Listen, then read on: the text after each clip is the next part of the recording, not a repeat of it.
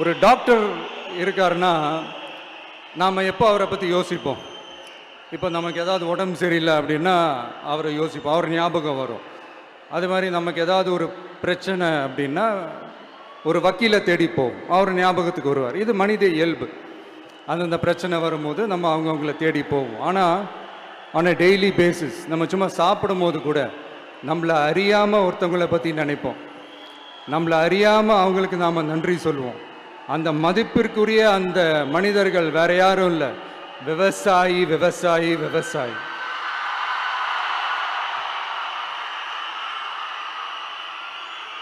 அவங்க பார்க்கறதுக்கு வேணா சாதாரணமாக இருப்பாங்க, ஆனால் அவங்க சாதாரணமான மனிதர்கள்லாம் கிடையாது. இந்த உலகத்தையும் மனிதர்களையும் படைச்சது கடவுள்னு சொல்லுவாங்க, ஆனால் அந்த கடவுளுக்கே படையல் போடுற உயர்ந்த மனிதர்கள் தான் நம்ம விவசாயிகள். இந்த பூமியில உயிர் இருக்குது, இந்த பூமியில பூ பூக்கும், காய் காய்க்கும், பூத்து குலுங்கும்னு இந்த பூமியை அழகா காட்டி இந்த பூமியை சாமி ஆக்கிறதுல இயற்கையோட சேர்ந்து நம்ம விவசாயிகளுக்கும் ஒரு முக்கிய பங்கு ஒன்று இருக்குது.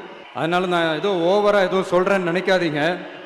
எனக்கு இந்த அடுத்த ஜென்மம் மறுபிறவியை பற்றியெல்லாம் எனக்கு தெரியாது. அது உண்மை அப்படின்னா அடுத்த ஜென்மத்தில் நான் ஒரு விவசாயி குடும்பத்தில் பிறக்கணும்னு ஆசைப்படுறேன். எனக்கு விவசாயத்தை பற்றி டீட்டெயில்டாக தெரியாது தான், நான் ஒத்துக்கிறேன். அதனால் மற்றவங்க மாதிரி நானும் டெல்டாக்காரன் தான் அப்படின்னு உங்கள் காதில் டால்டா ஊத்தலாம் நான் வரல.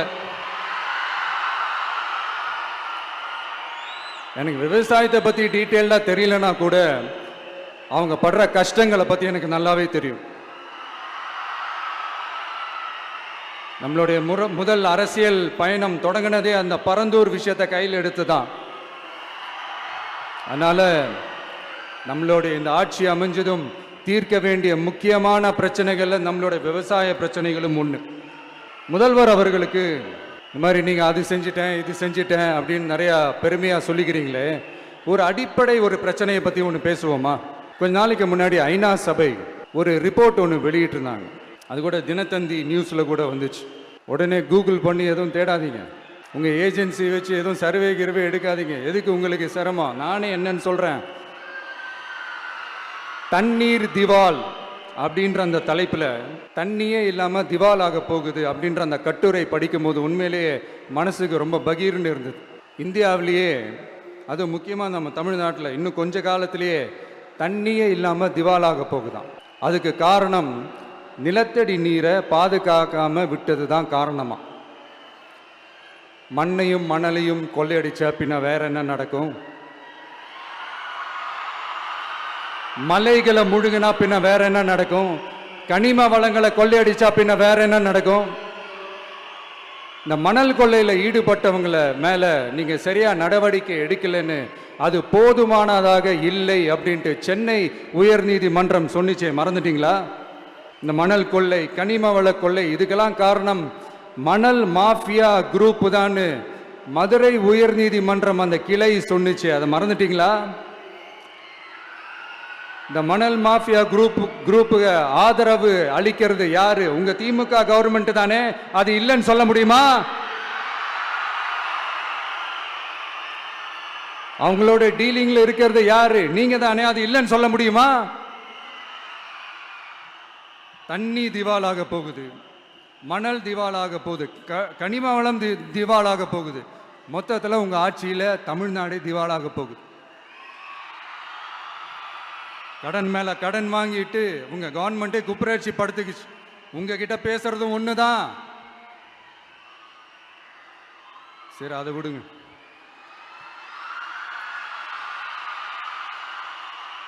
நம்ம விவசாயிகள் கஷ்டப்பட்டு விளைய வச்ச அந்த நெல்லெல்லாம் மழையில் நனைஞ்சி வீணா போச்சே. டெல்டாக்காரன்னு சொல்லிக்கிற நீங்கள் அதை எதாவது கவனிச்சிங்களா? அவங்களுடைய போராட்டம் எதுக்காவது கூட போய் நின்றுக்கிறீங்களா? கூண்டாஸில் மட்டும் போடுவீங்க. இதானே உங்களுடைய அந்த சாதனை. பரந்தூர் பிரச்சனை, உங்களுடைய உண்மையான நிலைப்பாடு என்ன? மேல்மா விஷயத்தில் உங்களோட உண்மையான நிலைப்பாடு என்ன? தமிழகத்தில் இருக்கிற எல்லா ஆறுகளையும் இணைப்போம், இந்தியாவிலேயே நாங்கள் தான் அதை பற்றி ஃபர்ஸ்ட் யோசிச்சோம் அப்படின்னு பெருமையாக சொல்லிக்கிற இந்த திமுக கவர்மெண்ட் அவங்களுடைய நாக் என்னன்னு சொல்லவா? இந்த மாதிரி பெரிய பெரிய திட்டங்கள்லாம் ஆட்சிக்கு வந்த உடனே செய்ய மாட்டாங்க. அந்த ஆட்சி முடிகிற டைமில், அந்த கடைசி 6 மாதம், அந்த 1 வருஷம், அந்த 1.5 வருஷத்தில் அதுக்கான திட்டத்தை கொண்டு வருவாங்க, அதுக்கான அடிக்கலை நாட்டுவாங்க. அதுக்கப்புறம் எலெக்ஷன் வரும், தோத்துருவாங்க. கேட்டால் எங்கள் ஆட்சி தான் முடிஞ்சிருச்சே அப்படின்னு நாடகம் ஆடுவாங்க. இல்லை, நான் தெரியாமல் தான் கேட்குறேன்.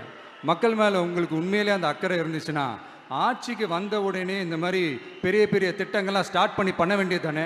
அதனால் ஆட்சி முடியும் போது அடிக்கல் நாட்டுறது, ஓட்டுக்காக என்னென்னலாம் பேசுவீங்க. ஆனால் மக்கள் இதெல்லாம் நம்புறதுக்கு அவங்க ஏமாளிங்க நினச்சிங்களா? மக்களே, நம்மளுடைய ஆட்சி அமைஞ்சதும் இந்த மாதிரி பெரிய பெரிய திட்டங்கள்லாம் உடனே ஸ்டார்ட் பண்ணுவோம். அதை அந்த 5 வருஷத்துக்குள்ள அதை முடிக்கவும் ட்ரை பண்ணுவோம்.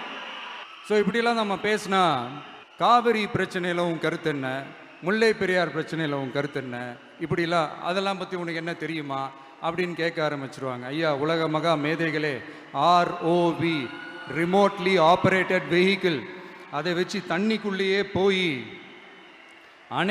அணைகளோட உறுதித்தன்மையை ஆராய்ச்சி பார்க்குற வரைக்கும் நான் எல்லாம் தெரிஞ்சு தான் வச்சிருக்கிறேன்.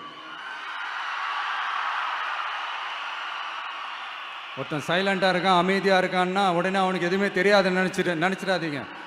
சும்மா கருத்து சொல்லிக்கிட்டு கம்பு சுற்றிக்கிட்டு இருந்தால் எல்லாமே நடந்துருமா?